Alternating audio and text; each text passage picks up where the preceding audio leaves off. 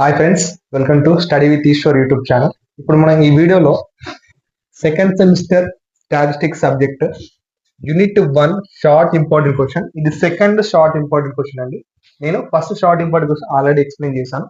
దాని video link అనేది description లో ఇస్తాను, ఒకసారి చెక్ చేయండి. ఇప్పుడు ఈ క్వశ్చన్ లోకి వెళ్లే ముందు ఇక్కడ ఏంటి question, define Bernoulli distribution, find its mean and variance. ఓకేనా?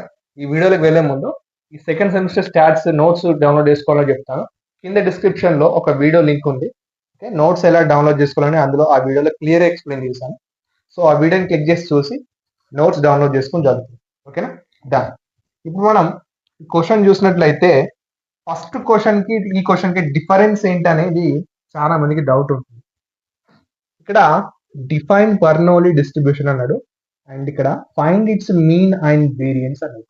ఇక్కడ చూడండి, గుర్తుంచుకోండి, మీన్ అండ్ వేరియన్స్ అంతే. మన ఫస్ట్ క్వశ్చన్ లో చూసినట్లయితే ఈ మీన్ ఈ వేరియన్స్ మనం ఎలా కనుక్కున్నామండి?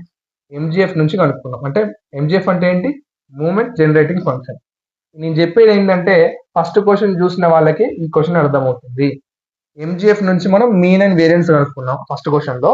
ఇప్పుడు ఈ సెకండ్ క్వశ్చన్ లో ఏంటంటే ఓన్లీ మీన్ అండ్ వేరియన్స్ ఎలా కనుక్కోవాలి, ఎంజిఎఫ్ ని యూజ్ చేయకుండా ఈ మీన్ అండ్ వేరియన్స్ ఎలా కనుక్కోవాలో మనం ఇప్పుడు చూద్దాం. ఓకే, కన్ఫ్యూజ్ కావద్దు. క్వశ్చన్ పేపర్ లో కూడా ఎంజిఎఫ్ నుంచి కనుక్కోమన్నాడా మీన్ వేరియన్స్, లేదా బట్టిగానే మీన్ వేరియన్స్ కనుక్కోమన్నాడా అనేది గుర్తుంచుకోండి. డన్. ఇప్పుడు సొల్యూషన్ చూద్దాం మనం. ఇక్కడ సొల్యూషన్ మనకి డిఫైన్ బర్నౌలీ డిస్ట్రిబ్యూషన్ నేను ఆల్రెడీ ఫస్ట్ క్వశ్చన్ లో ఎక్స్ప్లెయిన్ చేశాను.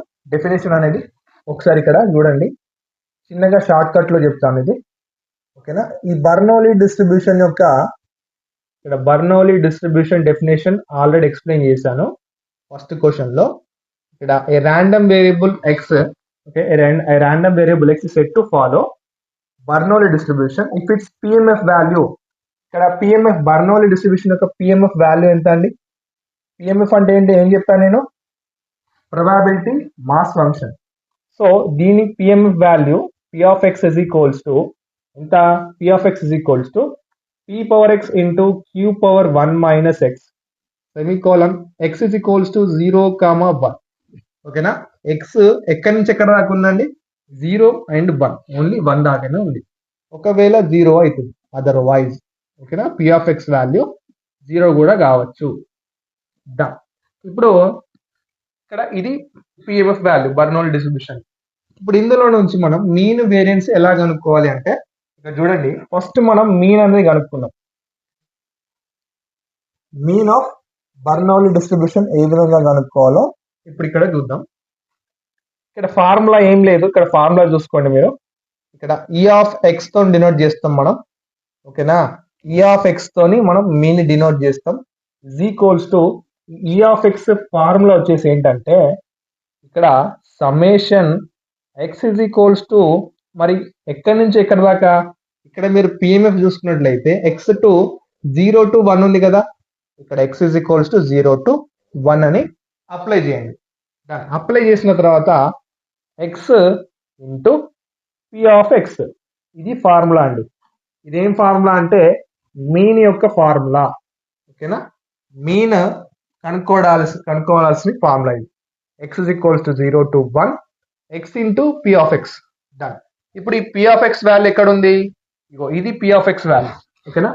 ఇదంతా పి ఆఫ్ ఎక్స్ వాల్యూ అన్నట్టు. ఈ వాల్యూని ఇక్కడ సబ్స్టిట్యూట్ చేద్దాం మనం. ఓకేనా? ఇప్పుడు is equals to summation x is equals to 0 to 1, ఇక్కడ ఎక్స్ ఉంది కదా, ఎక్స్ ఇంటూ ఈ పి ఆఫ్ ఎక్స్ వాల్యూ ఎంత అండి? P power x into q power 1 minus X.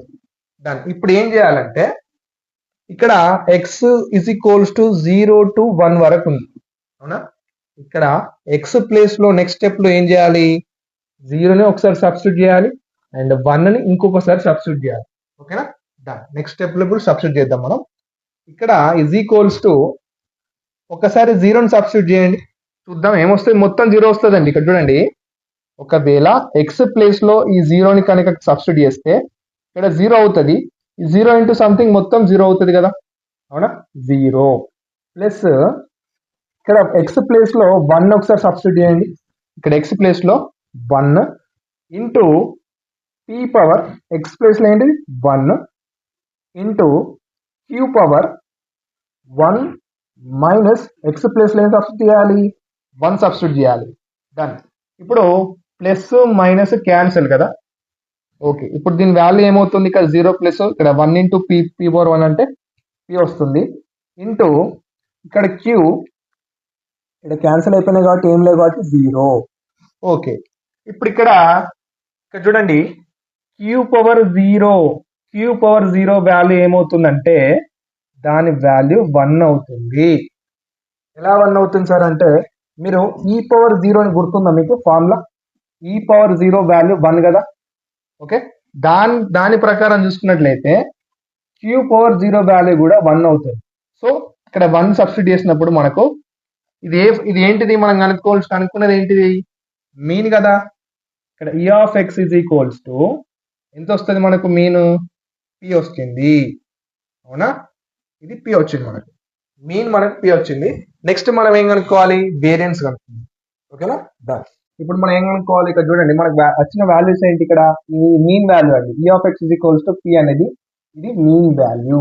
ఓకేనా, ఇప్పుడు మనం కనుక్కోవాల్సింది ఏంటి, వేరియన్స్ కనుక్కోమన్నాడు కదా. డన్. ఇప్పుడు వేరియన్స్ ఎలా కనుక్కోవాలంటే మనకు వేరియన్స్ కి ఫార్ములా అనేది నేను ఫస్ట్ క్వశ్చన్ ఎక్స్ప్లెయిన్ చేసేటప్పుడు చెప్పాను, గుర్తుంచుకోవాలి. వేరియన్స్ ఫార్ములా అనేది ఏంటంటే ఇక్కడ v of x is equals to e of x square minus e of x whole power square అన్నమాట. ఇది మొత్తం ఏంటంటే ఇది మొత్తం వేరియన్స్ యొక్క ఫార్ములా అండి, గుర్తుంచుకోండి. ఇది మొత్తం ఏ ఫార్ములా, వేరియన్స్ యొక్క ఫార్ములా. ఇప్పుడు మనకు వేరియన్స్ వాల్యూ కావాలంటే మనం వేరియన్స్ ని v ఆఫ్ x తో డినోట్ చేస్తాం. డన్. మనకు ఇక్కడ e of x square value కావాలి, వేరియన్స్ కావాలంటే, and e of x value కూడా కావాలి. మనకు e of x value already ఉందండి, ఇక్కడ చూడండి. e ఆఫ్ x వాల్యూ ఎంత అండి, p కదా. డన్. మనం కనుక్కోవాల్సింది ఏంటి, ఇప్పుడు e of x square value కనుక్కోవాలి. కనుక్కుంటే మనకు వేరియన్స్ అనేది వస్తుంది. ఇప్పుడు e ఆఫ్ x స్క్వేర్ ఎలా కనుక్కోవాలండి, మరి ఇక్కడ e ఆఫ్ x స్క్వేర్ కి ఫార్ములా వచ్చేసి ఇక్కడ e ఆఫ్ x స్క్వేర్ కి ఫార్ములా ఏంటి, summation x is equals to 0 to 1. ఎందుకు 0 టు 1, ఇక్కడ లిమిట్ ఎక్కడి వరకు ఉంది, పిఎంఎఫ్ 0 టు 1 కాబట్టి 0 టు 1 రాశాను.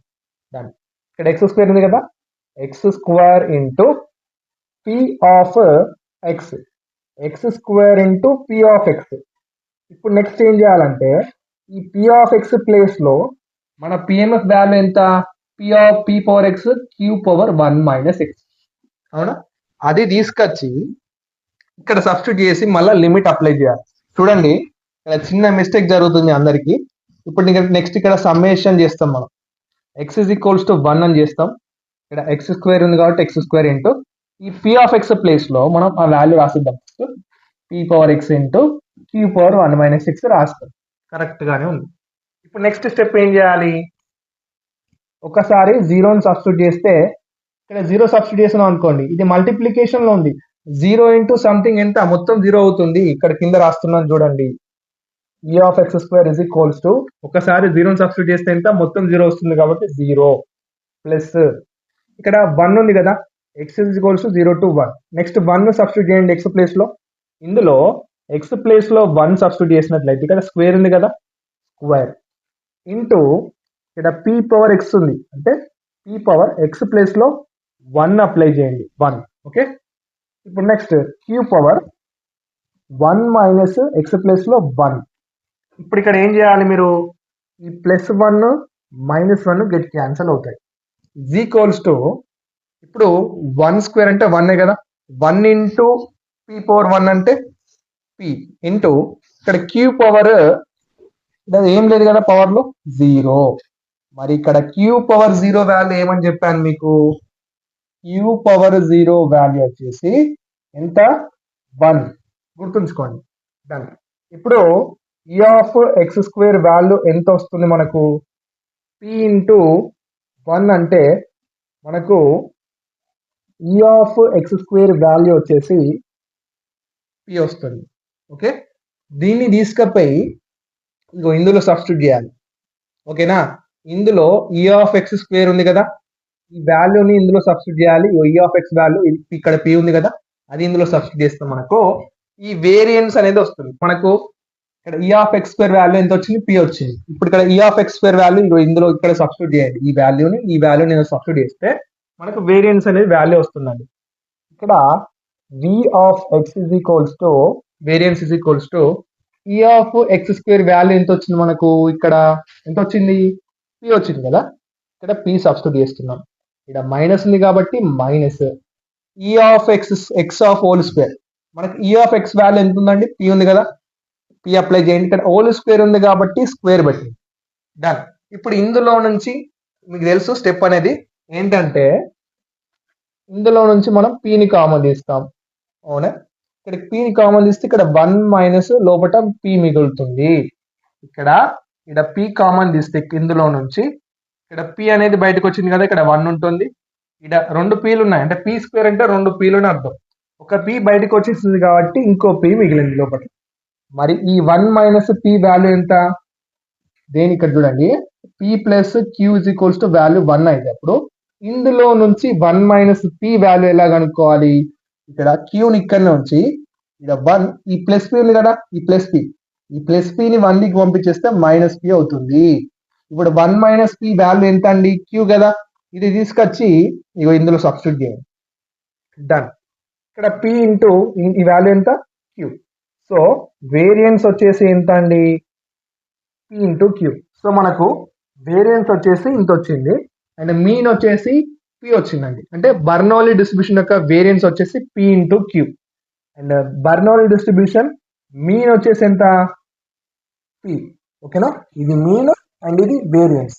డన్. ఓకేనా, ఇంకేమైనా డౌట్స్ ఉంటే కింద కామెంట్ బాక్స్లో తెలియజేయండి.